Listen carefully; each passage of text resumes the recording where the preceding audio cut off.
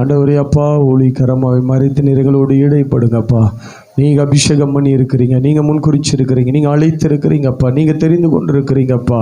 ஆண்டவரே அப்பா, தெரிந்து கொண்ட பாத்திரத்தில் இருந்து தகப்பனே ராஜா, அபிஷேக பாத்திரத்தில் இருந்து தகப்பனே ராஜா, வெளிப்படுகிற வார்த்தைகள் தகப்பன, அது உம்முடைய வார்த்தைகள் தகப்பனே ராஜா.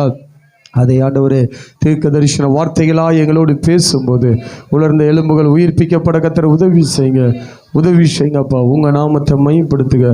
நன்மை கிருபையும் தொடரட்டும் இயேசுவின் நாமத்தில் பிதாவே. நம்ம எல்லாரும் அமர்ந்து கொள்ளலாம். கர்த்தருடைய மகிமைக்காக நம்ம எல்லாரும் அமர்ந்து கொள்ள கர்த்தருடைய நாமம் மகிமைப்படுவதாக. ஹல்லேலூயா, ஹல்லேலூயா. சில காரியங்கள் வேகமாக ஒரு 2 நிமிஷம் எடுத்துக்கொள்கிறேன். கர்த்தருடைய நாம மகிமைப்படுவதாக. இந்த நாளில் கர்த்தர் நம்ம மத்தியில் பாஷமா செய்திகளை கொடுப்பார்கள். நம்ம ஜெபத்தோடு காத்திருக்கலாம். கர்த்தர் நன்மையான காரியங்களை செய்வாராக. ஹல்லேலூயா. அவர்களை குறித்து சில வார்த்தைகளை நான் என் உள்ளத்தில் போடுறதுனால நான் சொல்லி கர்த்தருடைய நாமத்தோடைய மகிமைப்படுத்த விரும்புகிறேன். கர்த்தருடைய சமூகத்தில் அதிகமாய் காத்திருந்து ஜெபிக்கக்கூடிய ஒரு நல்ல பாஷமாவை கர்த்தர் நமக்கு கொடுத்திருக்கிறார். மறுபடியும் ஒரு வார்த்தையை சொல்லுகிறேன். சிறு குழந்தைகள் முதற்கொண்டு பெரியவர்கள் வரைக்கும் ஒவ்வொருவரையும் உன்னிப்பாய் கவனித்து அவர்களுக்கு தேவையான ஆலோசனையை கொடுக்கக்கூடிய நல்ல கிருபையை கர்த்தர் நம்ம பாஷமாவுக்கு கர்த்தர் கொடுத்திருக்கிறார். இங்கே இருக்கிற அநேகருக்கு அதை குறித்து, எனக்கு சிறு பிள்ளைகளை குறித்து நான் அவ்வளோ உன்னிப்பாகலாம் கவனிக்க மாட்டேன். சிறு பிள்ளைகளை நான் ஜெபிப்பேன், பாரம் இருக்கும். ஆனால் அவர்கள் என்ன செய்கிறாங்கன்னு எனக்கு தெரியாது. ஆனால் அவர்களை கூட துல்லியமாய் கண்டுபிடிச்சி அவங்க என்ன செய்கிறாங்க, எங்கே போகிறாங்க, எங்கே வராங்க, எங்கெங்கே என்னென்ன காரியம் நடக்குது எல்லாத்தையும் ஒரு ஸ்டேட்மெண்ட்டை எடுத்து வச்சு அவங்க தாய் தகப்பனோடு பேசி அவங்களுக்காக அழுது ஜெபிச்சு அவங்களை எப்படியாவது ஒரு நல்வழிப்படுத்த வேண்டும் என்கிற ஒரு நல்ல தாய் உள்ளத்தை கர்த்தர் கொடுத்திருக்கிறார். அல்லேலூயா. வாலிபர்கள் பிள்ளைகளை குறித்து ரொம்ப கரிசனை என்கிட்ட நிறைய பேசுவாங்க.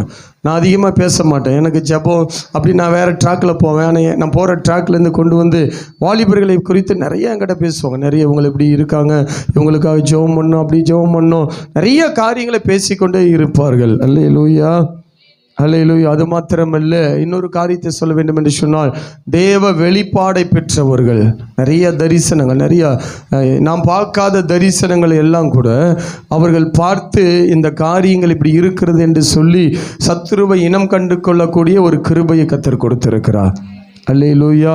இந்த சபை நம்ம உட்கார்ந்துருக்கோம் பார்த்தீங்களா, இந்த சபை நம்ம அங்கேருந்து இங்கே வரும்போது நானும் சில இடங்களை அப்படியே பார்த்து கொண்டு இருக்கும் பொழுது மதிய நேரம் அடுத்தது என்ன எங்கே போகிறது தெரியல. ஒரே ஒரு நாள் தான் இருக்கிறது. அப்போ மதிய நேரத்தில் நம்ம ஜெபிக்கலாம்ப்பான்னு சொல்லி அங்கே 2 பேரும் சேர்ந்து அழுது ஜெபம் பண்ணிகிட்டு இருக்கும்போது கர்த்தர் அவங்களுக்குள்ள ஒரு வார்த்தையை போகிறா. நாளைக்கு இந்நேரத்தில் எல்லா சூழ்நிலைகளும் மாறும், நாளைக்கு நேரத்தில் எல்லா சூழ்நிலைகளும் மாறும் என்று சொல்லி கர்த்தர் அந்த வார்த்தைகளை கொடுக்கும்போது அதே போல் நாங்கள் அப்படியே தேடிட்டு வரும் பொழுது கர்த்தர் இந்த இடத்த அதே நேரங்களில் கர்த்தர் மாற்றி அற்புதமாக இந்த இடங்களை கர்த்தர் நமக்கு கொடுத்திருக்கிறார். அல்லேலூயா. இப்போ அவங்கள வச்சுட்டு இதெல்லாம் சொல்லக்கூடாது. ஆனாலும் நான் ஏன் இதை சொல்கிறேன்னா, எனக்குள்ளே அதை போடப்பட்ட அந்த வார்த்தைகள். நம்ம நிறைய நேரம் ஊழியக்காரங்களை என்ன பண்ண மாட்டோம், கனம் பண்ண மாட்டோம். வெளியிலேருந்து ஊழியக்காரங்க வந்தால் வேறு மாதிரி இருப்போம். உள்ளே இருக்கும்போது என்ன ஆகும், பல நேரத்தில் நம்ம பாஸ்டர் தானே, நம்ம பாஸ்டம்மா தானே அப்படின்னா என்ன ஆகும் அப்படின்னா, நம்ம கேட்குற அந்த வார்த்தைகள் சரியாக நமக்கு ரிசீவ் ஆகாது. என்ன ஆகாது, ரிசீவ் ஆகாது. அதனால தான் சில வார்த்தைகளை கர்த்தர் உங்கள் மத்தியில் போட சொன்னதுனால நிறைய பேசலாம். நிறைய பேசுவதற்கு இது நேரம் அல்ல. இப்போ நம்ம என்ன பண்ண போகிறோன்னா, எல்லா அபிஷேகத்தினால் நிறைந்த அவர்கள் கர்த்தருடைய நிறைய போன வாரமே என் வார்த்தை கர்த்தர் உள்ளத்தில் போட்டார், நீங்கள் இதை செய்துன்னு சொல்லும்போது வாரம் முழுவதும் செபித்து பல போராட்டம் பல சூழ்நிலை மத்தியிலும் நம்ம மத்தியில் நின்று இந்த வார்த்தைகளை கொடுக்க வருகிறார். நல்ல கரங்களை தட்டி உற்சாகமாக நம்ம அவர்களை வரவேற்கலாம். கர்த்தர் அவர்களோடு நம்மோடு பேசுவார்களாக. ஹல்லேலூயா, ஹல்லேலூயா. கர்த்தர் நல்லவர். ஹல்லேலூயா. இந்த நாளிலும் கூட இந்த இடத்துல நான் நிற்கும்படியாக தேவன் எனக்கு பாராட்டின நல்ல தயவுக்காய் கர்த்தரை ஸ்தோத்திரிக்கிறேன். இந்த நாளில் இப்படி நான் செய்தியை கொடுப்பேன்னு நேற்றைக்கு சாயங்காலம் வரைக்கும் நினைக்கல. ஏன் அப்படின்னா, எனக்கு ரொம்ப ஒரு பலவீனம் அது ரொம்ப சீரியஸாக போயிடுச்சு. நான் சாயங்காலத்துக்கு அப்புறம் என்ன நினச்சேன்னா, தயவு செஞ்சு நம்ம ஹாஸ்பிட்டல் போயிடலாம், இதுக்கு மேலே நம்ம வீட்டில் இருந்தோன்னா செட் ஆகாதுங்கிற மாதிரி தான் நான் ஒரு முடிவுக்கு வந்தேன். சரி, கொஞ்சம் நேரம் ஜெபம் பண்ணி பார்த்துட்டு முடிவு பண்ணலாம். ஏன்னா பாஸ்டர் இங்கே ஜெபம் பண்ணிகிட்டு இருந்தாங்க. நான் அப்போது நினச்சேன், நம்ம ஜெபிப்போம், ஜெபிச்சுட்டு ஃபோன் பண்ணி சொல்லிவிட்டு நம்ம போயிடுவோம் அப்படின்னு சொல்லி நினச்சேன். ஏன்னா சனிக்கிழமையில் அவர் எங்கேயும் பொதுவாக வரவே மாட்டார். என்ன முடியலனாலும் நம்ம தான் நம்மளை பார்த்துக்கணும். அதனால் நான் சொல்லிட்டு கிளம்பலான் இருந்தேன். ஆனால் அந்த நேரத்தில் நான் ஜெபிக்கும் பொழுது ஆண்டவர் என்னோட கூட பேசின ஒரு காரியம் என்னென்னா, நான் உன்னோடு இருக்கிறேன். அல்லேலூயா, அல்லேலூயா. அவர் சொன்ன அந்த வார்த்தையின்படி அவர் என்னோடு கூட இருக்கிறாரு. அதுக்கு அடையாளமாக இன்றைக்கி என்னை இங்கே நிறுத்தி வைத்திருக்கிறார். இல்லைன்னா இந்த நேரத்தில் நான் ஹாஸ்பிட்டலில் தான் இருந்திருப்பேன். அப்படி ஒரு சூழ்நிலை. ஆனாலும் அந்த சூழ்நிலையின் மத்தியில் கர்த்தர் பெரியவராக இருந்து இங்கே என்னை கொண்டு வந்திருக்கிறாரு. கர்த்தருக்கு கூடான கொடி ஸ்தோத்திரங்களை செலுத்துகிறேன். இந்த நாளிலும் கூட நான் செய்தி கொடுக்கும்படியாக ஒரு 3 நாட்களுக்கு முன்பாக எனக்கு சொன்னாங்க, இந்த மாதிரி நீ தான் இந்த வாரம் செய்தி கொடுக்கணும் அப்படின்னு சொல்லும் பொழுது நான் யோசித்தேன், நான் தான் கொடுக்கணுமான்னு. ஆமாம், எனக்கு நீ தான் கொடுக்கணும், எனக்கு அது ஏவப்பட்டிருக்குது அப்படின்னு சொன்ன உடனே சரி நான் ஜெபம் பண்ணேன். பொதுவாக செய்தி கொடுக்கறது அப்படின்னா ஒவ்வொருத்தருக்கும் ஒவ்வொரு கருத்து இருக்கும். என்னை பொறுத்த வரைக்கும் எப்படின்னா, செய்தி கொடுக்க வாய்ப்பு வந்துருச்சுன்றதுனால செய்தி கொடுக்குற உடன்பாடு எனக்கு கிடையாது. செய்தி கொடுக்க எனக்கு அனுமதி இருக்கா, கர்த்தர் எனக்கு அந்த அனுமதியை கொடுத்துருக்காரான்னு நான் ஜெபம் பண்ணேன். உண்மையாகவே கர்த்தர் அனுமதியும் கொடுத்தாரு, அதற்கேற்ற செய்தியையும் கொடுத்தாரு. கர்த்தரை நான் ஸ்தோத்தரிக்கிறேன். இந்த நாளில் கூட கர்த்தர் கொடுத்த செய்திக்கு நேராக நம்ம கடந்து செல்லலாம். கர்த்தர் நம்மை ஆசீர்வதிப்பாராக. நம்மோடு கூட அவர் பேசுகிற தெய்வம். அல்லேலூயா. ஆமாம், எல்லா நேரத்துலையும் நம்மோடு கூட அவர் பேசிக்கிட்டே தான் இருக்கார். நாம் ஒருவேளை அவர்கிட்ட பேசாமல் எனக்கு நேரம் இல்லை ஆண்டவரேன்னு போனால் கூட ஏதாவது ஒரு இடத்துல நம்ம தடுமாறும் பொழுது நம்மளோட கூட அவர் பேசுகிறவராக இருக்கிறார். நாம் ஒரு வேளை எனக்கு பலவீனமாக இருக்குது, எனக்கு இந்த மாதிரி போராட்டமாக இருக்குதுன்னு சொல்லி நேற்றைய தினத்தில் கூட நான் எனக்கு முடியலன்னு சொல்லி படுத்துட்டேன், ஆண்டவரையும் கூட பேசினார். அப்படி பேசுகிற தெய்வம் நம்மோடு கூட இருக்கிறதுனால நாம் இன்னைக்கு அவர் வார்த்தையை கேட்க போகிறோம். அல்லேலூயா. ஆமாம், முதலாவதாக நம்ம ஒரு காரியத்தை நினைவு கூர்ந்துட்டு செய்திக்குள்ளாக போகலாம். இந்த மாதம் நம்முடைய வாக்குத்தத்தம் கொடுத்தாங்க பார்த்தியா, ஆகஸ்ட் 1. அந்த வாக்குத்தத்தத்தை எடுங்க. எடுங்க. நிறைய பேருக்கு எது வாக்குத்தத்தனே தெரியாது. நான் சொல்கிறேன். சங்கீதம் 75:10, துன்மார்க்கருடைய கொம்புகளை எல்லாம் வெட்டி போடுவேன், நீதிமானுடைய கொம்புகளோ உயர்த்தப்படும். நமக்கு சொன்ன வார்த்தை என்ன? துன்மார்க்கருடைய கொம்புகள் எல்லாம் வெட்டப்படும், நீதிமானுடைய கொம்புகளோ உயர்த்தப்படும். அல்லேலூயா. இப்போ நம்ம மாதத்தோட கடைசி நாளில் வந்துட்டோம். ஆமேன். ஆமாம் தானே, 31ஆம் தேதிக்கு வந்துட்டோம். ஏன்னா நிறைய பேர் ஞாயிற்றுக்கிழமைனா டேட்டை கூட பார்த்துருக்க மாட்டோம். இன்றைக்கி 31ஆம் தேதிக்கு நம்ம வந்துட்டோம். இப்போ வார்த்தை விதமாக சொல்லப்பட்டிருக்குது. என்னது? துன்மார்க்கருடைய கொம்புகளை எல்லாம் வெட்டி போடுவேன், நீதிமானுடைய கொம்புகள் உயர்த்தப்படும். உயர்த்தப்பட்டுருச்சா? ஒரே ஒரு ஆமேன் தான் வருது. சபை முழுவதுக்கும் வாக்கு தத்துவம். ஆனால் ஆமேன்னு ஒன்று தான் வருது. உயர்த்தப்பட்டுச்சா உயர்த்தப்படலையா? இப்போ பிரச்சனையே நமக்கு என்னென்னா, உயர்த்தப்பட்டோமா உயர்த்தப்படலையான்னு நமக்கே தெரியல. அல்லேலூயா. என்ன பிரச்சனை?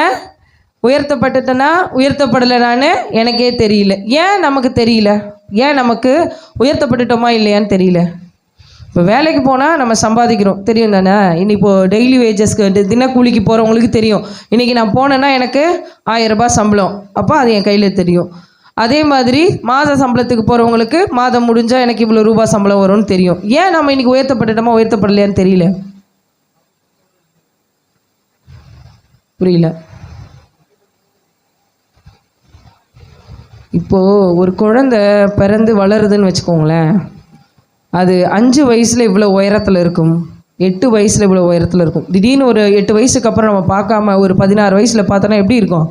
பயங்கரமாக பெரிய ஆம்பளை மாதிரி வளர்ந்துருக்கும். அப்போ நம்ம பார்த்து என்ன சொல்லுவோம்? அப்பா பயங்கரமாக வளர்ந்துட்டியே சொல்லுவோம் இல்லையா? உயர்த்தப்படுறது தெரியுது இல்லையா? அதாவது அந்த வளர்ந்தது தெரியுது இல்லையா? ஏன் நமக்கு தெரியல? இது தெரிஞ்சால் தான் நம்ம செய்திக்குள்ளேயே போக முடியும். ஏன் நீதிமானுடைய கொம்பு உயர்த்தப்படும்னு சொல்லியிருக்கு, நம்ம உயர்த்தப்பட்டோமா இல்லையான்னு ஏன் நமக்கு தெரியல? தெரியணும் இல்லையா? நமக்கு கொடுத்த வாக்கு தத்துவம் நம்மளை உயர்த்துவேன்னு ஆண்டவர் சொல்லியிருக்காரு. சரி, நான் உயர்த்தப்படலைன்னா அப்போ நான் என்ன ஆயிட்டேன்? அதுவாது நமக்கு தெரியணும்ல. ஒன்று நான் வளர்ந்துருக்கணும், இல்லைன்னா நான் வளராமல் அப்படியே இருக்கிறேனாது இருக்கணும். என்ன தான் நமக்கு அப்போ தெரியுது? உயர்த்தப்படுறது தெரியல ஏன்னு கேட்டால் சொல்ல முடியல. சரி, உயர்த்தப்படாமல் இருக்கிறது ஏன்? அப்போ நம்ம உயர்த்தப்படலையா? அதையாவது ஒத்துக்க முடியுமா? அது எப்படி ஒத்துக்க முடியும் இல்லையா? இப்போ பிரச்சனையே என்னென்னா, ஆண்டவர் பேசிக்கிட்டே இருக்கார். அல்லேலூயா. ஆமாம், ஆண்டவர் பேசிக்கிட்டே இருக்கார். ஆனால் நாம் என்ன செய்கிறோம் அப்படின்னா, பேசுகிற வரைக்கும் நீங்கள் பேசுங்க ஆண்டவரே, வாரம் வாரம் நாங்களும் கேட்குறோம், மாதம் மாதம் எங்களுக்கும் வாக்குத்தத்தம் வருது, எல்லாத்தையும் வாங்கிக்கிறோம், எல்லாத்தையும் கேட்டுக்கிறோம். அதுக்கப்புறம் வெளியில் போகும்போது எப்படி வந்தோமோ அப்படியே தான் நாங்கள் போகிறோம். எப்படி வந்தோமோ அப்படியே தான் போகிறோம். நான் இன்றைய நாளில் காலையில் எங்கள் ஆராதனைக்கு செபிக்கும் பொழுது ஒரு சில காரியத்தை ஆண்டவர் எனக்கு வெளிப்படுத்தினார். அதை நான் சொல்லிவிட்டு அதுக்கப்புறம் நம்ம செய்திக்குள்ளே போகிறேன். எப்போ தான் தெரியும் நம்ம ஏன் உயர்த்தப்படலைன்ட்டு. சில குடும்பங்களை கர்த்தர் காண்பிச்சார். சில குடும்பங்களை அவங்க குடும்பமாக எப்படி ஆயிட்டாங்க தெரியுங்களா? இப்படி ஆயிட்டாங்க.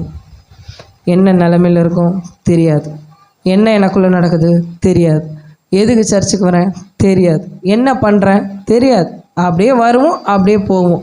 எதுக்கு வரோன்னு எங்களுக்கும் தெரியாது, எதுக்கு போகிறோன்னு எங்களுக்கும் தெரியாது, வர்றோம் போகிறோம். இப்படிப்பட்ட சில குடும்பங்கள். இன்னொரு சில பேர் எப்படி இருக்கிறாங்க தெரியுங்களா? வரும்பொழுது பயங்கரமாக அப்படியே இந்த மார்ச் ஃபஸ்ட்டெல்லாம் பண்ணிவிட்டு வேகமாக வருவாங்க.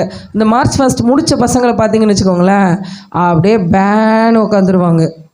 அதுக்கு அப்போ அவங்க போடுற அந்த அட்டென்ஷனையும் அந்த சல்யூட்டையும் பார்த்தோன்னா நமக்கே அப்பா மிலிட்ரி கூட இப்படி பண்ண மாட்டாங்க போல இருக்கேன்னு இருக்கும். கொஞ்ச நேரம் கழித்து அந்த பசங்களை பார்த்தா அப்படியே டொயின்னு உட்காந்துருப்பாங்க. அப்படி உற்சாகமாக வந்துட்டு வெளியில் போகும்போது பேன் போயிடும். அப்படிப்பட்ட இடமா இது?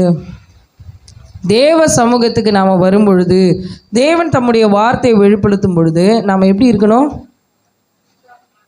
பலன் அடைந்து இருக்கணும். ஆனால் இன்றைக்கி நம்ம எப்படி இருக்கிறோம்?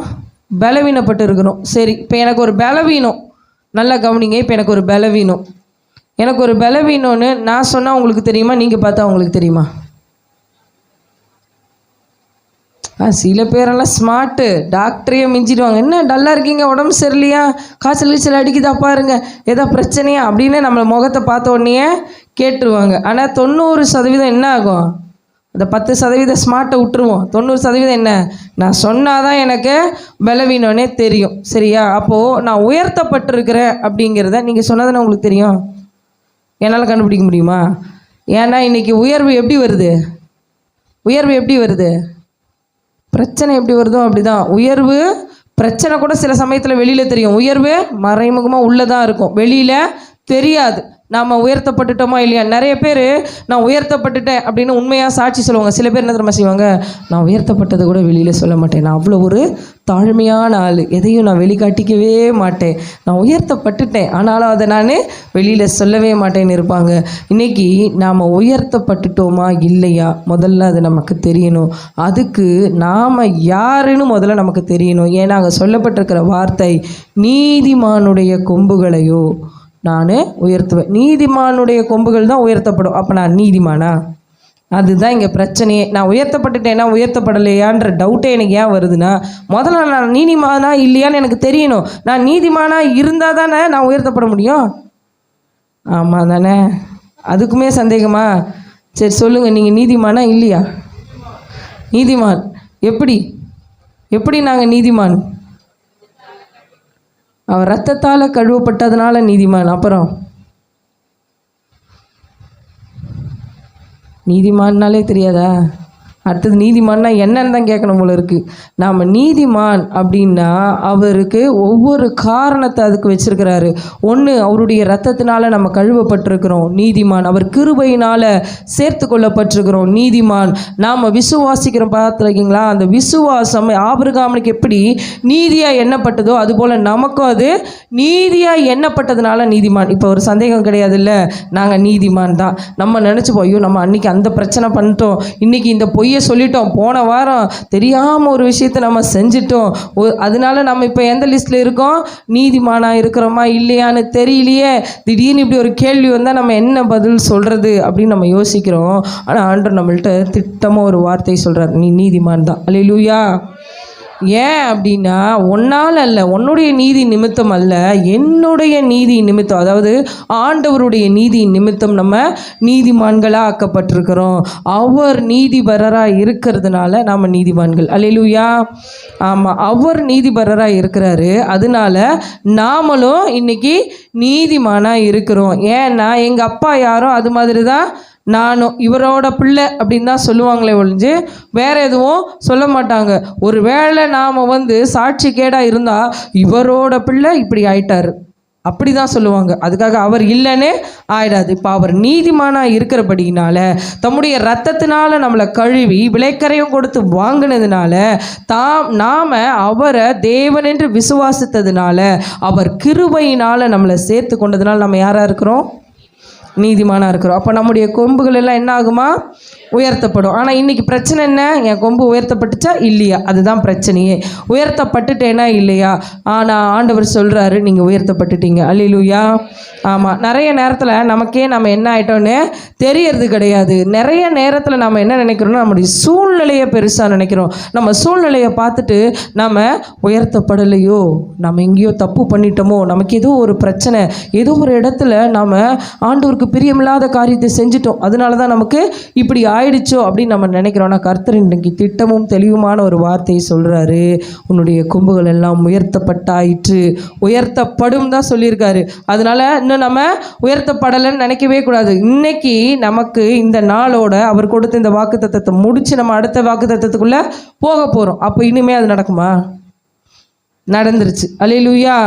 ஆமாம். ஆனால் இப்போ நிறைய பேரோட கேள்வி என்னென்னா, நான் உயர்த்தப்பட்டுட்டேன் நீங்கள் சொல்கிறீங்க, ஆனால் எனக்கு என் கண்ணுக்கு முன்பாக சில காரியங்கள்லாம் இருக்குது, நான் எதிர்பார்த்த இல்லை நான் போயிட்டுருக்கிற அந்த பாதையில் சில விஷயங்கள்லாம் இருக்குது, அதெல்லாம் இன்னுமே நடக்கலையே. அதான கேள்வி. நிறைய பேரோட கேள்வி அதுதானே. உயர்த்தப்பட்டுருச்சுன்னு வாக்குத்தத்தம் கொடுத்துட்டீங்க. அல்லேலூயா. ஆமாம், உங்களுக்கு புரியுது தானே? செய்தி உங்களுக்கு புரியுது தானே? நம்மளுடைய வாக்குத்தத்தம் நம்ம உயர்த்தப்பட்டுட்டோன்னு சொல்லிட்டாரு. ஆனால் இன்னும் நம்ம நினைக்கிறோம் நம்மளுடைய சூழ்நிலை எப்படி இருக்குது? ஆப்போசிட்டாக இருக்குது. அப்போ நாம் என்ன நினைக்கிறோன்னா, என் சூழ்நிலை இன்னும் மாறலையே, நீங்கள் சொல்கிறீங்க நான் உயர்த்தப்பட்டுட்டேன்னு, ஆண்டவர் சொல்லிட்டாரு நான் உயர்த்தப்பட்டேன், ஆனால் என் சூழ்நிலை மாறலை. அதுக்கு தான் ஆண்டவர் ஒரு காரியத்தை நமக்கு இப்போ மேற்கோள் காட்டுறாரு. ஆபிரகாமுக்கு ஒரு வாக்குத்தத்தம் கொடுத்தாரு. அல்லேலூயா. அந்த வாக்குத்தத்தம் நிறைவேறவே இல்லை. எப்போ வரைக்கும்? 100 வயசு வரைக்கும் அவன் காத்திருக்க தான் செஞ்சான்.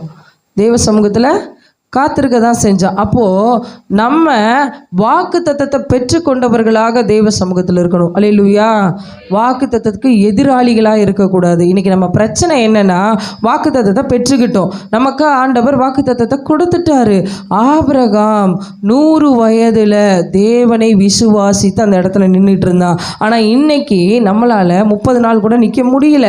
ஏன் அப்படின்னா, இன்னும் சூழ்நிலை மாறலை. நான் இன்னும் எனக்கு ஆண்டவர் கொடுத்த வாக்கு தத்தத்தினுடைய பாதைக்குள்ளே நான் போகலை அப்படின்னு நம்ம நினைக்கிறோம். ஆனால் கர்த்தர் சொல்கிறாரு, உன் பாதை எல்லாவற்றையும் நான் மாற்றிட்டேன், உன் கொம்பை நான் உயர்த்திட்டேன், ஆபிரகாமுக்கு சொன்னதை நான் செஞ்சுட்டேன்னா உனக்கும் நான் செய்தாயிற்று அப்படிங்கிற வார்த்தையை அவர் திட்டமாக சொல்கிறாரு. இன்னொரு காரியம் யோசித்து பாருங்களேன். யோசேப்பை பார்க்கும் பொழுது யோசேப்புக்கு அவர் கொடுத்த சொப்பனம் வேற, அவன் இருந்த சூழ்நிலை வேற. அல்லேலூயா. யோசேப்பினுடைய சொப்பனம் எப்படியா இருந்துச்சு?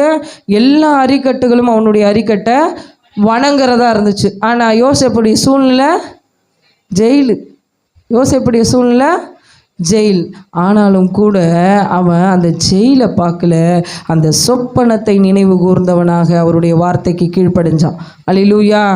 இப்போ நம்ம தெரிஞ்சுக்கலாம், நம்ம வார்த்தைக்கு கீழ்ப்படுகிறோமா? அல்லேலூயா. நமக்கு வார்த்தை கொடுத்தாச்சு, அந்த வார்த்தை நமக்கு நிறைவேறியாச்சு.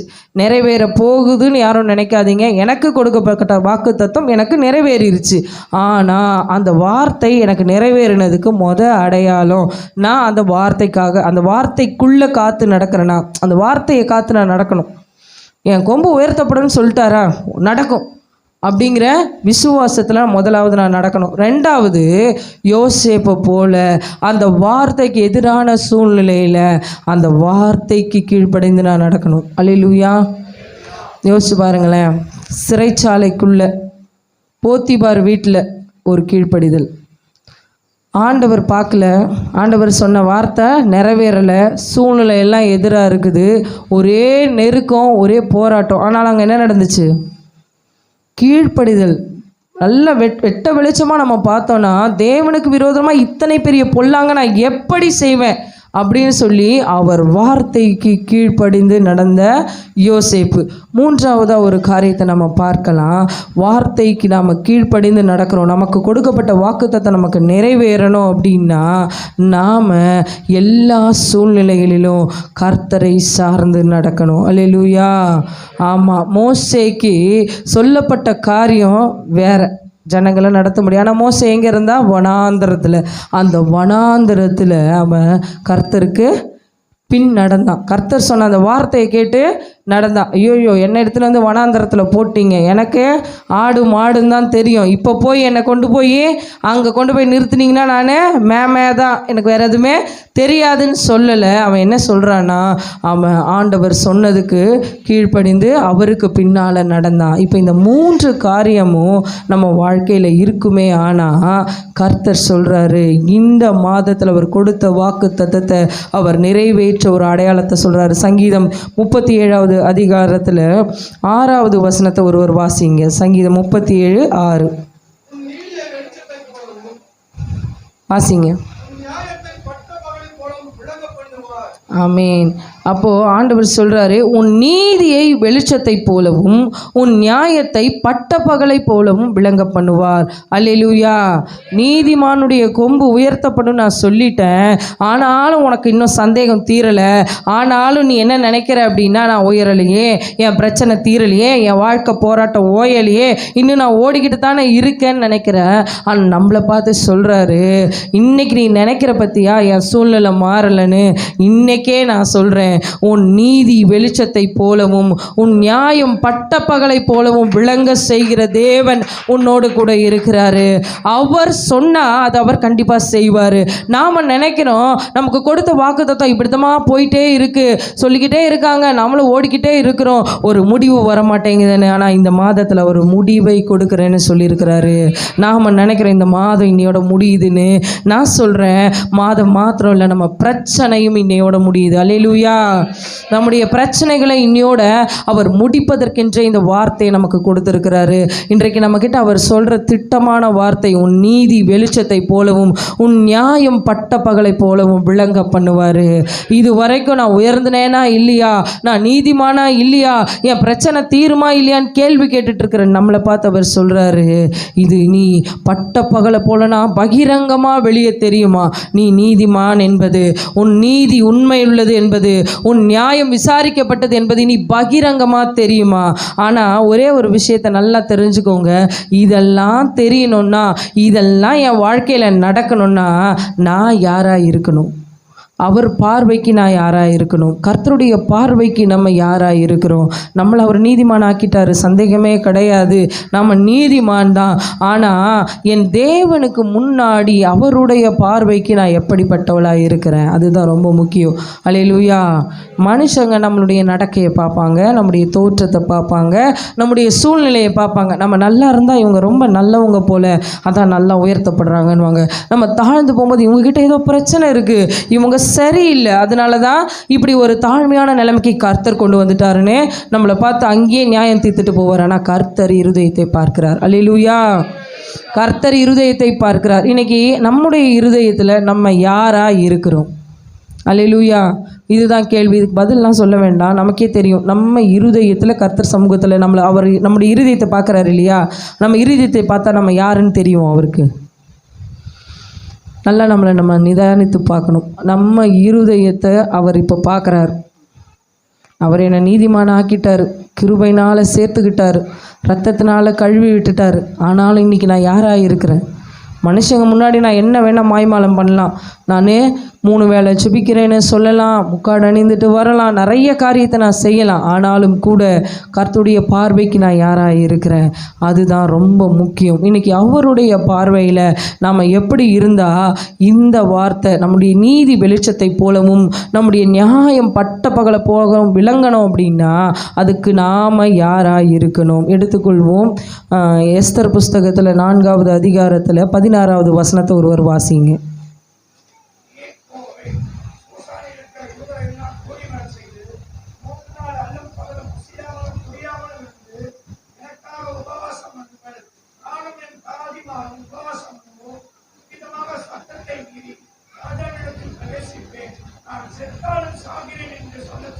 ஆமேன்.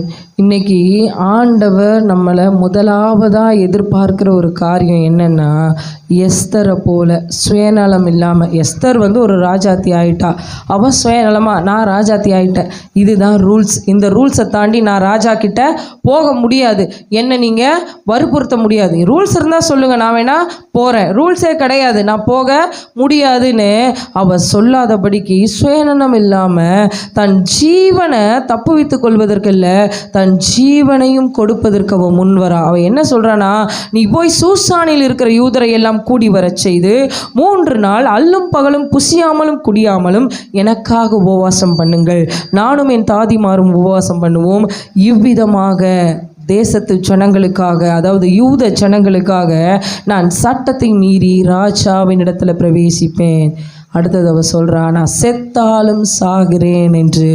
அப்போ உயிரையும் துச்சமாக எண்ணி, உயிரையும் பெருசாக பொருட்படுத்தாமல் அவள் தேவ சமூகத்துக்கு போகிறதுக்கு அவள் எப்படி இருக்கிறான்னா, ஆண்டவரே என் உயிர் போனால் கூட பரவாயில்ல ஆண்டவரே, ஆனால் என்னுடைய யூத ஜனங்கள் மீட்கப்படணும், நான் இப்போ சட்டத்தை மீறி போகிறேன், என் ஜீவன் வேணால் போட்டோம், ஆனால் யூத ஜனங்களுக்கு ஒரு ரட்சிப்பை கொடுத்துருங்கன்னு சொல்லிட்டு போகிறான். இப்படிப்பட்ட ஒரு ஜெபம், என்னுடைய நீதி வெளிச்சத்தை போலவும் என்னுடைய நியாயம் பட்டப்பகலை போலவும் விளங்கணும்னா என்னிடத்துல முதலாவது இந்த ஒரு குணாதிசயம் இருக்கணும். இந்த சுபாவம் இருக்கிற ஒரு நபர் தான் அந்த வாக்குத்தத்தத்தை சுதந்திரித்து கொள்ள முடியும். முதலாவதாக சுயநலம் இல்லாத ஒரு ஜெபம், சுயநலம் இல்லாமல் தெய்வ சமூகத்தில் போய் நிற்கணும். நம்ம நினச்சிக்கிறோம், நான் ஒன்றும் சுயநலவாதி கிடையாது, நான் ஒன்றும் சுயநலவாதி கிடையாது. ஆனால் என்னைக்கு நம்ம ஒரு தவறை செய்யும் பொழுது அதை மற்றவங்க சுற்றி காட்டும் பொழுது நான் என்ன தப்பு பண்ணேன் அப்படி ஒரு கேள்வி கேட்போம் இல்லையா?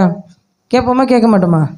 சில பேர் கேட்போம், சில பேரெல்லாம் கோபத்தில் அடிச்சிருவோம், என்னைய பார்த்து சொல்கிறேன் நானா தப்பானேன் உனக்கு தெரியுமா அப்படின்னு சொல்லி சண்டைக்கு வருவோம். இன்றைக்கி சின்ன பசங்க கூட நம்ம ஏதாவது பண்ணணும்னு சொன்னால், இல்லையே அப்படிலாம் கிடையாது, நான் ஒன்றும் தப்பு பண்ணலையேன்னு 1008 சாக்கு போக்கு சொல்கிறாங்க. ஆனால் ஒன்று தான், நான் சுயநலமாக இருக்கேனா இல்லையாங்கிறதுக்கு ஒரே ஒரு அடையாளம் என்ன அப்படின்னு பார்த்தீங்கன்னா, நான் சுயநீதியை தேட மாட்டேன். எனக்கு கரெக்டுன்னு படுது நான் பண்ணுறேன், என் மனசுக்கு இதுதான் சரி, அதனால் நான் இப்படி தான் இருப்பேன், நான் என்ன தப்பு பண்ணேன், எனக்கு என் பிரச்சனை யாராவது தீர்ப்பாங்களா, என் சூழ்நிலை யாராவது மாற்றுவாங்களான்னு இன்றைக்கி வாக்குவாதம் பண்ணுறோம் பார்த்தீங்களா? இந்த வாக்குவாதம் நம்முடைய வாழ்க்கையை விட்டு போயிட்டு நம்ம தேவ சமூகத்துக்கு போகிறோம் பாருங்க, அதுதான் சுயநலம் இல்லாத ஒரு சூழ்நிலை. சுயநலம் இல்லாமல் அப்போ தான் நம்மளால் ஜெபிக்க முடியும். ஆனால் இன்றைக்கி நம்ம என்ன செய்கிறோம், எல்லாத்துக்கும் வாக்குவாதம், எல்லாத்துக்கும் அவங்க சொல்லிட்டா கரெக்டா, எனக்கு தான் தெரியும் என் பிரச்சனை.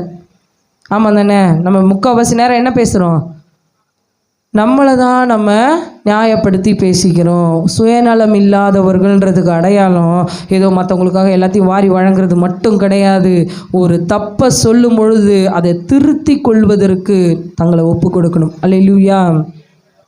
அநேக வேளையில் இந்த சூழ்நிலையில் நான் அகப்பட்டிருக்கிறேன். நான் ரட்சிக்கப்பட்ட புதுசில், அதாவது நான் திருமணமாகி வந்த சில நாட்கள்லேயே எனக்கு வந்த சோதனை என்னென்னா, யார் என்ன சொன்னாலும் நான் கரெக்ஷன் பண்ண மாட்டேன்.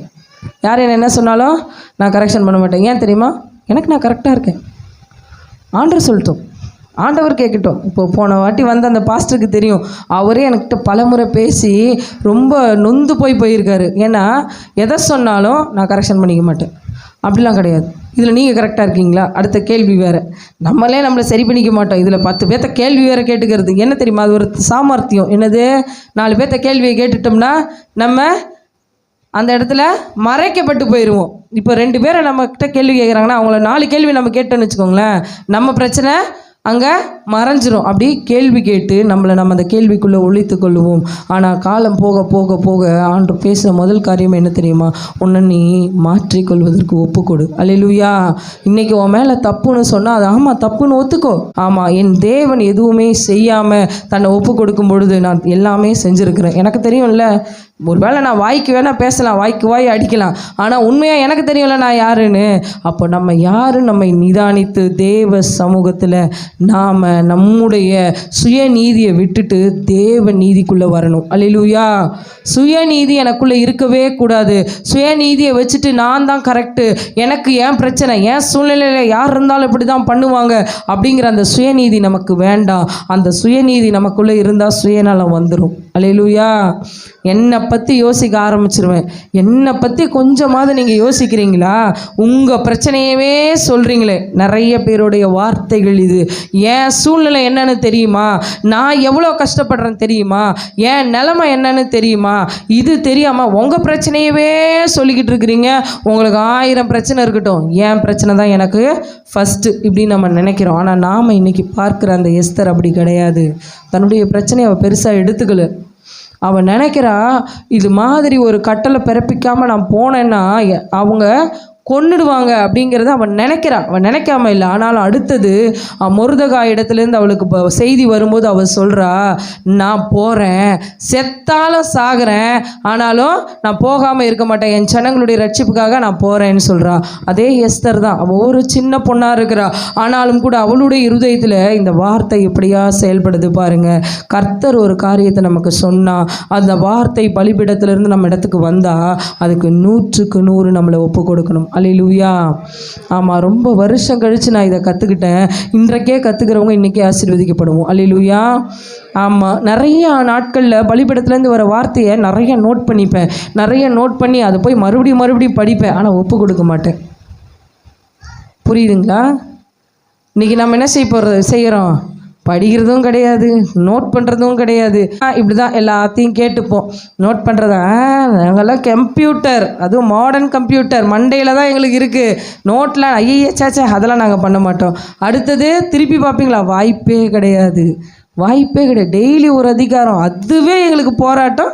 என்ன இதெல்லாம் திருப்பி பார்க்க சொல்கிறீங்க இப்படி. ஆனால் நான் அப்படி இல்லை. உண்மையாகவே நான் நோட் பண்ணுவேன், அதை திருப்பியும் படிப்பேன். ஆனால் என்ன பிரயோஜனம் இல்லைன்னு பார்த்தீங்கன்னா, அதுக்காக நான் என்னை ஒப்பு கொடுத்து அந்த வார்த்தைக்கு நான் கீழ்ப்படியாமல் போயிட்டேன். இன்றைக்கு நான் உங்களுக்கு சொல்கிறேன், நீங்கள் நோட் பண்ணுறீங்களோ இல்லையோ, நீங்கள் திருப்பி பார்க்குறீங்களோ இல்லையோ, நீங்களாச்சு கர்த்தராச்சு அது. ஆனாலும் இந்த வார்த்தைக்கு நீங்கள் ஒப்பு கொடுத்தீங்கன்னா, சுயநலம் இல்லாமல் தெய்வ சமூகத்தில் நீங்கள் போய் நின்னீங்கன்னா கண்டிப்பாக கர்த்தர் நமக்கு பதிலை கொடுப்பார். அதே எஸ்தரில் 8வது அதிகாரத்தில் 16வது வசனத்தை ஒருவர் வாசிங்க.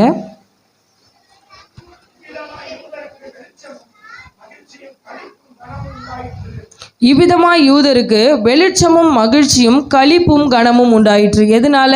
ஒரே ஒரு எஸ்தர் தன்னை தேவனுடைய வார்த்தைக்கு, தனக்கு மேலே எஜமானனா ஆண்டவர் நியமித்து வைத்திருக்க அந்த மொர்தெகாயினுடைய வார்த்தைக்கு கீழ்ப்படிந்து அவள் தன்னையே ஒப்பு கொடுத்தா. ஒப்பு கொடுத்த மாத்திரத்தில் அங்கே என்ன நடக்குதுன்னா, அவளுக்கு மட்டும் இல்லைங்க, யூதருக்கு வெளிச்சமும் மகிழ்ச்சியும் களிப்பும் கனமும் உண்டாச்சான். இன்னைக்கு என்னுடைய நீதி வெளிச்சத்தை போல, என்னுடைய நியாயம் பட்டப்பகலை போல வரணும்னா முதல்ல நான் என்னை எஸ்தரை போல ஒப்பு கொடுக்கணும். அல்லேலூயா. சுயநலம் இல்லாமல் என் ஜீவனே போனாலும் பரவாயில்ல ஆண்டவரே, ஆனால் இந்த மாதிரி என் குடும்பத்துக்கு விரோதமாக, என் சபைக்கு விரோதமாக, என் தேசத்துக்கு விரோதமாக நடக்கிற இந்த காரியங்களில் எல்லாம் என்ன நீங்கள் முன்னிலைப்படுத்தி ஜெபிக்க வைங்க. அந்த சுயநலம் இல்லாத ஜெபாவி எனக்கு கொடுங்கன்னு நம்ம கேட்டோன்னா கர்த்தர் அதை கொடுப்பதற்கு வல்லவராக இருக்கிறார். அல்லேலூயா. ஆமாம், நாம் இன்னைக்கு நம்முடைய நீதி வெளிச்சத்தை போல வரணும்னு நினைக்கிறோம். ஆண்டவரும் சொல்கிறாரு, உன் நீதி வெளிச்சமாக மாறும்னு சொல்லி. ஆனால் அது மாறணும்னா முதல்ல நான் சுயநலம் இல்லாதவளாக மாறணும். சுயநலத்தை அவர் ரொம்ப வெறுக்கிறாரு. சுயநலவாதிகள் ஆண்டவருக்கு பிடிக்கவே பிடிக்காது. ஒருவன் சுயநலமாக யோசித்து செயல்படுவானே, ஆனால் அவன் என்ன செஞ்சாலும் சரி அது வாய்க்காது. அதுக்கு ஒரு அடையாளம் என்ன தெரியுங்களா? அவங்கக்கிட்ட எல்லாருக்கும் சமாதானம் இருக்காது. அவங்கக்கிட்ட எல்லாருக்கும் நிம்மதியாக இருக்க முடியாது. அவங்கக்கிட்ட எல்லாமே இருக்கும், எதுவுமே இல்லைன்னு சொல்ல முடியாது. ஆனால் என்ன பார்த்தீங்கன்னா, அவங்க ஒரு சந்தோஷமான வாழ்க்கைக்குள்ளே போக முடியாது. சுயநலவாதியாக இல்லையான்னு நம்மளை அதிகமாக ஆராய வேண்டாம். நம்மக்கிட்ட இருக்கிறத வச்சு நம்மளால் சந்தோஷமாக இருக்க முடியல, நம்ம சூழ்நிலையை வச்சு நம்மளால் சமாதானமாக வாழ முடியலனாவே எனக்குள்ளே என்ன இருக்குது?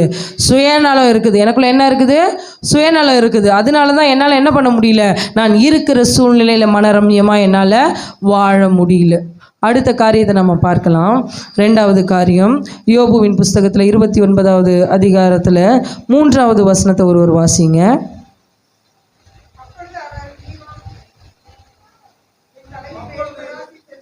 அப்பொழுது அவர் தீபம் என் தலையின் மேல் பிரகாசித்தது, அவர் அருளின வெளிச்சத்தினால் இருளை கடந்து போனேன். அப்போது யோபு இந்த வார்த்தையை சொல்கிற சூழ்நிலை எப்படிப்பட்ட சூழ்நிலை?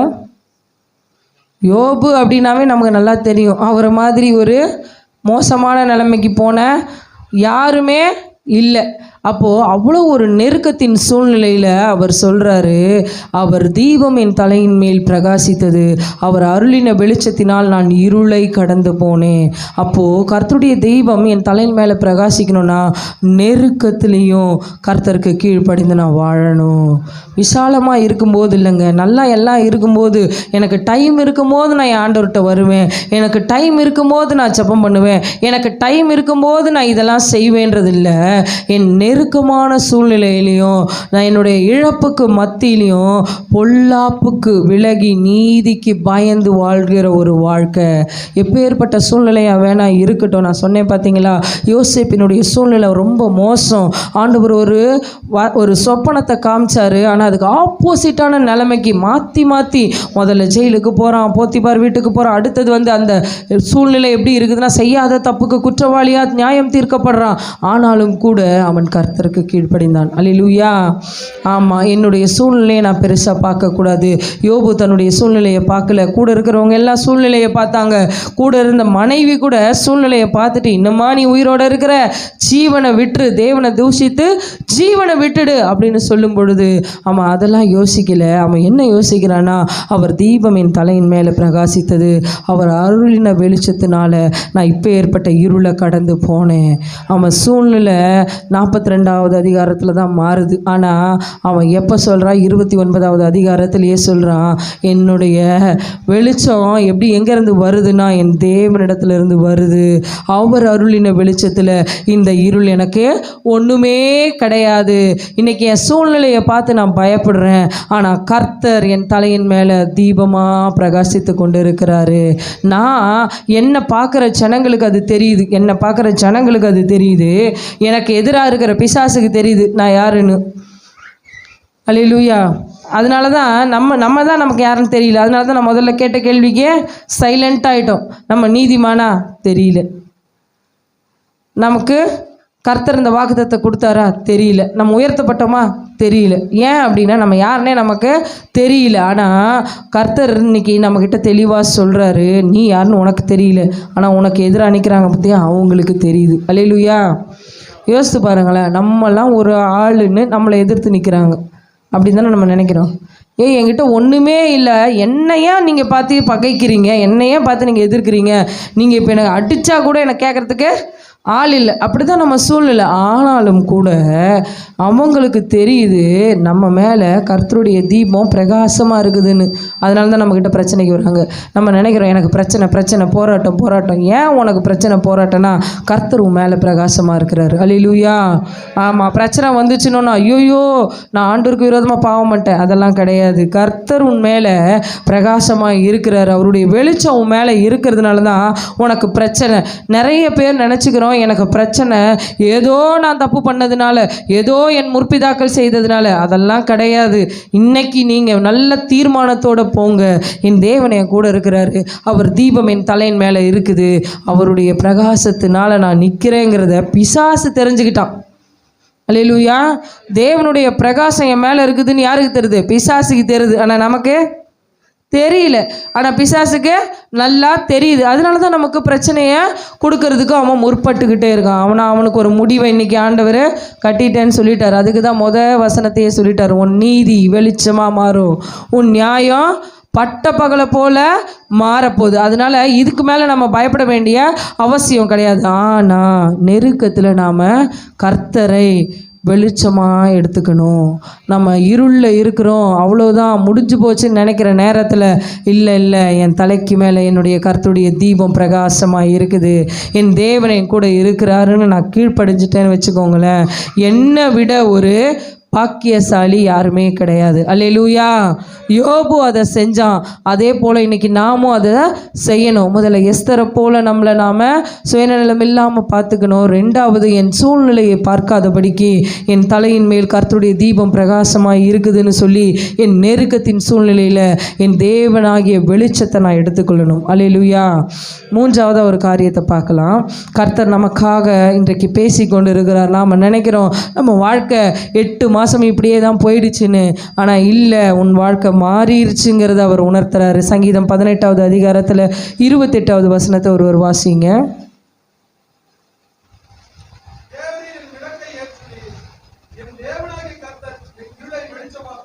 ஆமென். தேவரீர் என் விளக்கை ஏற்றுவீர், என் தேவனாகிய கர்த்தர் என் இருளை வெளிச்சமாக்குவார். அல்லேலூயா. இந்த வசனத்தை யார் சொன்னது? இந்த வசனத்தை யார் சொன்னது? யாரு? சாலமோனா? தாவீது. யார் சொன்னது? தாவீது. ஏன்னா இப்போ ரொம்ப சந்தேகம் நிறைய பேருக்கு, பைபிளே நம்ம தொடரமா இல்லையான்னு தெரியாத அளவுக்கு ஒரு சூழ்நிலைக்கு வந்துட்டோம். ஏன்னா பயங்கரமான பயங்கர வேலை, ரொம்ப டயர்டு, ரொம்ப பிஸி, டைமே இல்லை. ஆனாலும் நான் உங்களுக்கு தாழ்மையாக சொல்கிறேன், நிறைய நாட்களை நான் வீணாக்கிட்டேன்னு வருத்தப்படுறேன். இன்றைக்கி நம்ம வீணாக்கிடக்கூடாது. நமக்கு கொடுக்கப்பட்ட நேரத்தில் நம்ம எந்த அளவுக்கு வார்த்தைக்குள்ளாக வளரணுமோ அந்த அளவுக்கு நம்ம வார்த்தைக்குள்ளே வளர்ந்துடணும். அப்போ தான் எந்த சூழ்நிலையாக இருந்தாலும் மேற்கொண்டு வர முடியும். எல்லா வித சூழ்நிலையும் எங்களுக்கும் வருது. அல்லேலூயா. உங்களை விட டபுள் மடங்கு பிரச்சனை எங்களுக்கும் இருக்குது. உங்களை விட மோசமான சூழ்நிலை எங்களுக்கும் வந்திருக்கு. ஆனாலும் கூட மேற்கொண்டு வருவதற்கு அந்த வார்த்தை தான். அல்லேலூயா. சூழ்நிலையை மேற்கொள்ளணும்னா கர்த்தருடைய வார்த்தையில் நிற்கணும். அல்லேலூயா. ஆமாம். இன்றைக்கி வார்த்தையில் நிற்கிறவங்க தேவ சமூகத்தில் நிற்க முடியும். காலியாக இருக்கிறதெல்லாம் வார்த்தையில் நிற்கலை. அதனால தான் என்ன ஆயிடுச்சு? இடமெல்லாம் காலியாக இருக்குது. அப்போது இந்த வார்த்தையை யார் சொல்கிறாங்கன்னா தாவீது சொல்கிறார். எந்த சூழ்நிலையில் சொல்கிறாரு? வனாந்தரத்தில். எந்த சூழ்நிலையில்? வனாந்தரத்தில். எதிரிகள் எல்லாம் சுற்றி வளைக்கிற நேரத்தில், ஒரு காரியம் கூட அனுகூலமாக இல்லை. அந்த நேரத்தில் சொல்கிறாரு, தேவரீர் என் விளக்கை ஏற்றுவீர், என் தேவனாகிய கர்த்தர் என் இருளை வெளிச்சமாக்குகிறார். அதனால் இன்றைக்கி நம்ம இருளை வெளிச்சமாக்கும்படியாக தேவன் நம்ம மத்தியில் வந்திருக்கிறார். அல்லேலூயா. நமக்கு இன்றைக்கி ஒரு பெரிய இருள் என்ன தெரியுங்களா? நான் வார்த்தைக்குள்ளே இல்லைங்கிற ஒரு இருள்.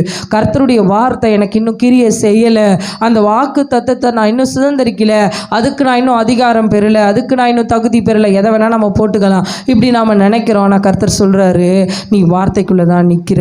உன்னுடைய இருளை வெளிச்சமாக்கும்படியாக, உன் சூழ்நிலையை மாற்றும்படியாக, உன் நீதியை வெளிப்படுத்தும்படியாக இன்றைய தினத்தில் தேவன் உன்னோடு கூட பேசி கொண்டு இருக்கிறார். அப்போது வனாந்திரத்தில் ஆடு மேய்த்த போதும், ஜீவனுக்காக அவன் பயந்து ஓடும் போதும், ஏன் அவன் வாழ்நாள் முழுவதும் என் தேவன் தான் என் இருளை வெளிச்சமாக்குறாரு அப்படின்னு சொல்லி தாவீது சொல்லுவதை போல இன்னைக்கு நம்ம சொல்லுவோம். அப்படின்னா உண்மையாகவே நான் சொல்கிறேன், கர்த்தர் நமக்கு சொன்ன அந்த வாக்கு தத்தத்தை நமக்கு நிறைவேற்றுவதற்கு அவர் வல்லவராக இருக்கிறாரு. அல்லேலூயா. ஆமாம். ஆனால் நம்ம அப்படி சொல்கிறோமா? ஏன் சொல்கிறதில்ல? ஒரு தாவீது அவன் ஜீவனுக்காக எப்படியெல்லாம் போராடுறான். சொந்த மகனே அவனை கொல்றதுக்கு வரான், சொந்த மாமனாரே கொல்றதுக்கு வராரு, எல்லா சூழ்நிலையும் அவனுக்கு எதிராக இருக்குது. ஆனாலும் கூட அவன் என்ன சொல்கிறான்? என் தேவன் என் இருளை வெளிச்சமாக்குவார். நம்ம ஏன் சொல்ல முடியல? அப்படிலாம் நமக்கு ஒன்றும் பிரச்சனை வரலையே, ஏன் நம்மளால் சொல்ல முடியல? ஏதாவது கேள்வி கேட்டால் அப்படியே நான் இந்த ஊர்லேயே இல்லைங்கிற மாதிரியே பார்க்குறீங்க. ஏன் நம்மளால் சொல்ல முடியல? அப்போ இன்றைக்கி நம்மக்கிட்ட என்ன தான் இல்லை? எதுவுமே இல்லைங்கிறீங்களா? ஏதாவது பதில் சொல்லுங்கள். இது இல்லை அது இல்லைன்னு ஏதாவது சொல்லணும் இல்லையா? என்னதான் இல்லை? வைராகியம் இல்லை. என்ன இல்லை? வைராகியம் கிடையாது. எனக்குள்ள என் தேவனுக்கு நான் சொந்த பிள்ளையாக இருக்கிறேன். என் தேவன் தன்னை இந்த நாளில் எனக்காக ஒப்பு கொடுத்துருக்கிறாரு. அவர் என்னை விலைக்கிரயமாக வாங்கி இருக்கிறாரு. அவர் என்னை நடத்துவார் என்கிற அந்த வைராகியம் குறைஞ்சி போச்சு. இன்றைக்கி தேவ பிள்ளைகளுக்கு என்ன குறைஞ்சிருச்சுன்னா வைராகியம் குறைஞ்சிருச்சு. அதனால தான் என்ன ஆயிடுச்சு அப்படின்னு சொல்லி பார்த்தீங்கன்னா, தேவ சமூகத்தில் நிற்க முடியல, தேவனிடத்தில் செபிக்க முடியல, சபைக்குள்ளே என்னால் கூடி வர முடியல. அப்படி வந்தாலும் ஒரு நிலையாக என்னால் இருக்க முடியல, வார்த்தைக்கு கீழ்ப்படிய முடியல. முதல்ல அந்த வார்த்தையவே வாங்கிக்க முடியல. எனக்கு சொல்லப்படுகிற வார்த்தையை நான் கேட்கவே முடியல. நான் கேட்கலைன்னா என்ன ஆகிடும்னா, அதை ஆகாயத்து பறவைகள் பட்சித்து போட்டு போயிட்டே இருக்கும். இன்றைக்கி நான் இந்த வார்த்தையை இங்கே கேட்டுட்டு அப்படியே நான் பாட்டுக்கு ஏதோ ஒன்று சொல்கிறாங்க சொல்லட்டோன்னு இருந்தேன்னா, நாளைக்கு அந்த வார்த்தை எனக்குள்ளே இருக்காது. இன்றைக்கே இப்போவே அதை எடுத்து போடுவதற்கு ஆகாயத்து பறவைகள் ஆயத்தமாக இருக்குது. அப்போது ஏன் இப்படி நான் இருக்கிறேன் அப்படிங்கிறத நம்ம இன்றைக்கி உணரணும். அல்லேலூயா. ஏன் நான் இப்படி இருக்கிறேன், என்னுடைய சூழ்நிலை ஏன் இப்படி இருக்குது, இந்த சூழ்நிலையை மாற்றுறதுக்கு அவரால் மாத்திரம்தான் முடியும். அப்போ நாம் இன்றைக்கி ஒரு எஸ்தரை போல, அல்லேலூயா, ஒரு யோபுவை போல, அடுத்தது ஒரு தாவீதை போல என்னை நான் மாற்றிக்கணும். அல்லேலூயா. எனக்கு வார்த்தை வரும்போது சந்தோஷமாக தான் இருக்குது. என் நீதியை விளங்க செய்கிற தேவன் இன்னைக்கு எனக்கு நீதி செய்ய போகிறாரு. கண்டிப்பாக எனக்கு விரோதமாக எழும்புனவன் பாருங்களேன், இன்னைக்கு என் நீதியை பார்த்து அலறி ஓட போகிறான். நான் தான் கரெக்டுன்னு தெரிஞ்ச உடனே அவன் என் முன்னாடி நிற்கவே முடியாது. எவ்வளோ சந்தோஷமாக இருக்குது இந்த வார்த்தை. இந்த வார்த்தையை அவர் 100க்கு 100 நமக்கு செய்வேன்னு சொல்லியிருக்கிறார். இன்றைக்கி நம்ம தலைக்கு மேலேருந்து நம்மளை ரொம்ப ஆட்டி படைக்கிற சத்ருவின் கிரியைகள் இன்னைக்கு முறியடிக்கப்பட்டு நம்முடைய நீதி விளங்க போகுது. அல்லேலூயா. ஆமாம், நமக்கு எதிராக இருக்கிற சத்ருவின் கிரியைகள் எல்லாம் நிர்மூலமாக்கப்பட்டு நம்முடைய நீதி விளங்க போகுது. அல்லேலூயா.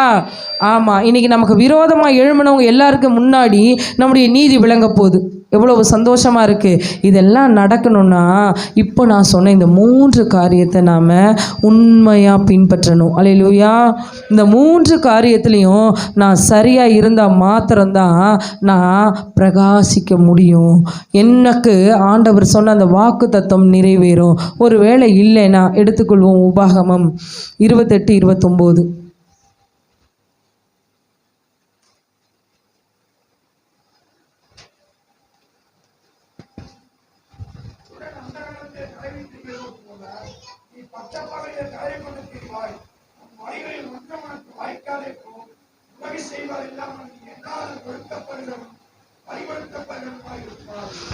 இப்போ நம்ம நல்லா கவனித்து பார்க்க வேண்டிய ஒரு காரியம், ஒரு வேளை சொல்லப்பட்ட காரியம் எதுவும் எனக்குள்ளேருந்து மாறவே இல்லை, ஒரு வேளை நான் சுயநலம் இல்லாமல் என்னால் ஜெபிக்க முடியாது, நான் இப்படி தான் இருப்பேன், ஒரு வேளை தேவனுக்கு பயந்து 100க்கு 100 இருக்க முடியாது, நான் அப்படி இருந்து என்னத்தை கண்டேன். நிறைய பேருக்கு இப்படிப்பட்ட கேள்விகள், முறுமுறுப்புகள்.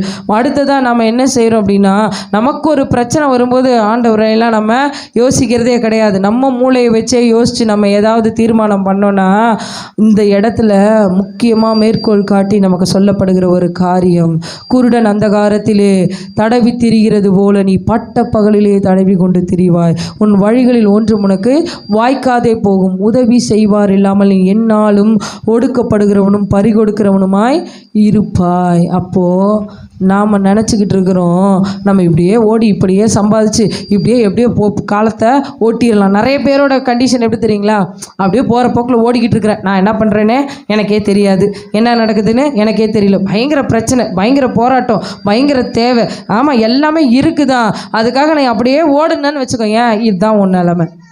அப்படியே ஓடினா என்ன ஆகிடும்னா குருடன் அந்தகாரத்தில் தடவி திரிகிறது போல் நம்மளும் தடவி தான் திரியணும். கர்த்தர் அவர் நமக்கு சொல்கிறாரு, நான் உனக்கு வார்த்தையை கொடுத்துட்டேன், அதுக்கு உனக்கு அங்கீகாரத்தை கொடுத்துட்டேன், உன்னை தகுதிப்படுத்திட்டேன், உனக்கு அந்த வார்த்தை வரணும்னு சொல்லி உன் கூட நான் பேசிக்கிட்டு இருக்கேன். ஆனால் நீ என்ன பண்ணுற, அதெல்லாம் இல்லை ஆண்டவரே, முதல்ல இந்த வார பிரச்சனையை நான் முடிக்கிறேன், நாளைக்கு எனக்கு இந்த தேவை இருக்குது, அதுக்கு நான் போகிறேன் அப்படின்னு நம்ம நினச்சி ஓடணும்னு வச்சுக்கோங்களேன், ஓடிக்கிட்டே தான் இருக்கணும்.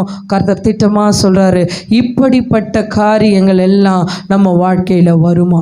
அப்போ நம்மளை ஆராய்ந்து பார்க்கணும். இன்றைக்கி தேவ சமூகத்தில் எனக்கு ஒரு வேளை வைராகியம் இல்லை, அவர் கொடுத்த வார்த்தையில் விசுவாசம் இல்லை, அவர் சொல்லுகிறபடி நான் செயல்படுவதற்கு ஆயத்தம் இல்லைனா என்னுடைய நிலைமை இதுதான். இப்போ நம்ம ஆராய்ந்தோன்னா நமக்கு தெரியும், இதில் பாதி விஷயம் இன்றைக்கி நம்ம வாழ்க்கையில் இருக்குது. நமக்கு இப்போ சொல்லப்பட்ட வார்த்தையில் பாதி விஷயம் நம்ம வாழ்க்கையில் இன்றைக்கி நடந்துக்கிட்டு இருக்குது, நமக்கே அது தெரியல. ஆனால் ஆண்டவர் நமக்கு ஒரு வாய்ப்பை கொடுக்குறாரு.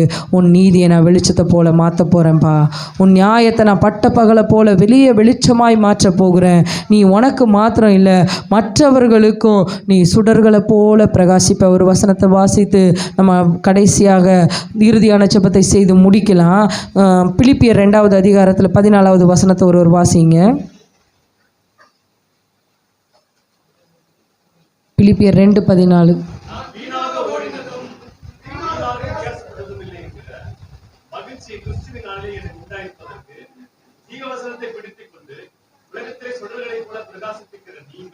அடுத்த வசனத்தை வாசிங்க.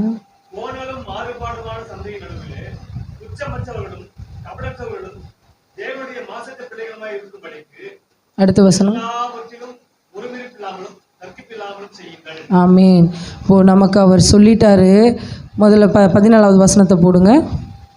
நான் வீணாக ஓடினதும் இல்லை, வீணாக பிரயாசப்பட்டதும் இல்லை என்று என்கிற மகிழ்ச்சி கிறிஸ்துவின் நாளில் எனக்கு உண்டாயிருப்பதற்கு ஜீவ வசனத்தை பிடித்து கொண்டு உலகத்திலே சுடர்களைப் போல பிரகாசிக்கணுமா? அப்போது இன்னைக்கு சொல்லப்பட்ட வார்த்தையின்படி நான் சுயநலம் இல்லாமல் நான் தேவனுக்கு கீழ்ப்படிந்து என் சூழ்நிலையை பார்க்காம கர்த்தரை என் வாழ்நாள் முழுவதும் என் மேய்ப்பராக வைத்து கொண்டு தாவீதை போல அவர் தான் என்னுடைய இருளை வெளிச்சமாக்குனாருன்னு சொல்லி அந்த வார்த்தையை பிடித்து கொண்டு ஓடுனா என் வெளிச்சம் எனக்கு மாத்திரம் இல்லை, உலகத்தில் நான் சுடரை போல பிரகாசிப்பேன். அல்லேலூயா. என்னுடைய வாழ்க்கையில் மாத்திரம் இல்லை, உலகம் முழுவதும் நானே சுடரை போல பிரகாசிக்கணும். அதுக்கு தான் சொல்கிறாரு, கோணலும் மாறுபாடுமான சந்ததியின் நடுவில் நாம் எப்படி இருக்கணும்னா குற்றமற்றவர்களும் கபடற்றவர்களும் மாசற்ற பிள்ளைகளுமா இருக்கணுமா.